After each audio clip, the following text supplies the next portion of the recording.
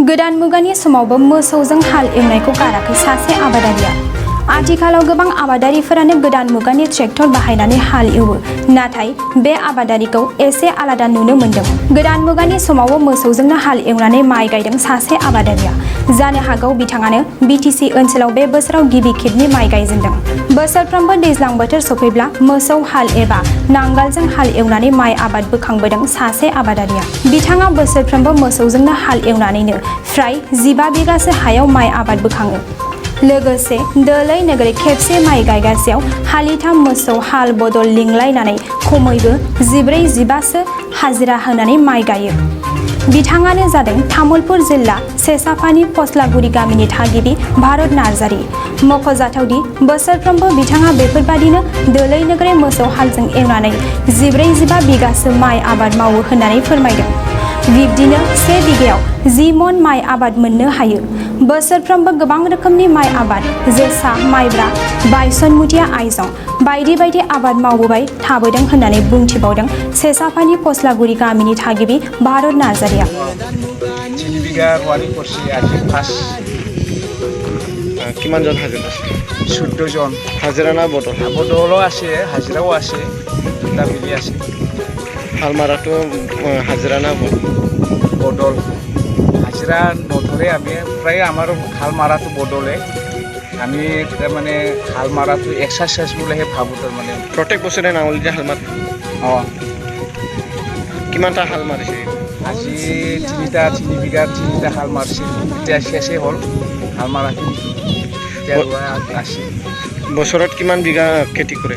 বছৰত 15 বিঘা কৰে। এনেই অলপ বন্ধক আছে, 3 বিঘা বন্ধক আছে আৰু বাকীখিনিতো অলপ 2.5 বিঘা ঠিকা আছে আৰু বন্ধক 3 বিঘা 2.5 বিঘা ঠিকা আৰু বাকীখিনিতো নিজে। কি ধান? এতিয়া বৰ্তমান আজি ৰোৱাটো বাইচমুতি আৰু ইফালে ৰঞ্জিত ৰুম আৰু জহা বৰ্ণি ৰোৱাটোৱে বাৰু। কষ্ট নহয় নাকি নাঙলেৰে হাল মাৰা? আমিতো কষ্ট নাভাবোঁ, আমি এক্সাৰচাইজ বুলিহে ভাবোঁ তাৰমানে হাল মাৰাটো।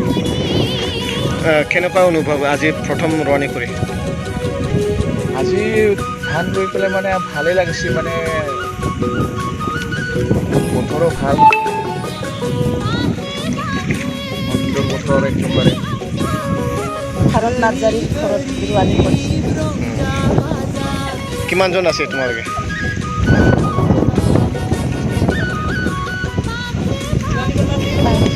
14 জন আছে। 14 জন। কিমান টাইমৰ পৰা কিমানলৈকে ৰোৱানি কৰিবা? 7টাৰ পৰা 12টালৈকে ৰোৱানি কৰে। মানে আধা বেলাত হাজিৰা কিমান? আধা বেলা 100। দিনত কিমান? দিনত 200। কেনে লাগছে প্ৰথম ৰোৱানি কৰি? ভাল লাগছে। আমি আৰু হাজিৰা কৰি থাকি না, ভাল লাগে ৰোৱানি কৰবা। কি ধান ৰুইছে? बायसमुथि। नोंथाङा सरखारि साख्रि नागिरदोंना? नोंथांनि थाखाय मोनसे गोजोनथाव खौरां। नोंथांनि थाखाय दं एडुकेट पइन्ट, जेराव नोंथाङा सोलोंथाइ लानायनि गेजेरजों सरखारि साख्रिनि गुबुन गुबुन रोखोमनि गोब्राब आनजादफोरखौ उथ्रिसारनो हागोन आरो गावनि आथिङाव गसंथानो हागोन।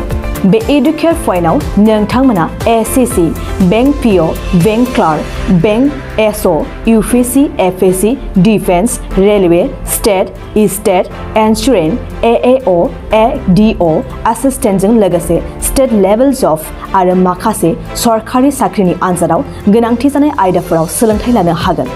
मख'नो गोनांदि बे सोलोंसालियाव साख्रिनिल' नङा, बेयाव MBA आरो सैनिक स्कुल बायदियाव एडमिशननि थाखाय एन्ट्रेन्स होनो थाखायबो सोलोंथाइ लानो हागोन।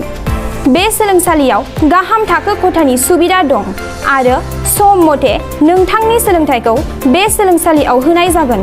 बेखौबो मिथिनांगोन दि बे एडुकेट पइन्टआव सोलोंथाइ लानानै बावैसो 2021-22 इं मायथाइनि एसएससि जिडिनि आनजादाव गासै 11 सा सोलोंसाफोरा उथ्रिसारनो हादों। बारा नङा, गासै 15,000 रांजोंनो नोंथाङा बे सोलोंसालियाव 6 दानसिम सोलोंथाइखौ लानो हागोन। बे सोलोंसालिया क'क्राझार, बरपेटा र'ड, गवालपारा आरो बङाइगावआवबो दं। क'क्राझाराव सोलोंथाइ लानो गोसो गुदुं जानाय सुबुंफोरा 7002 2026133 9101 536360 700202613391015363660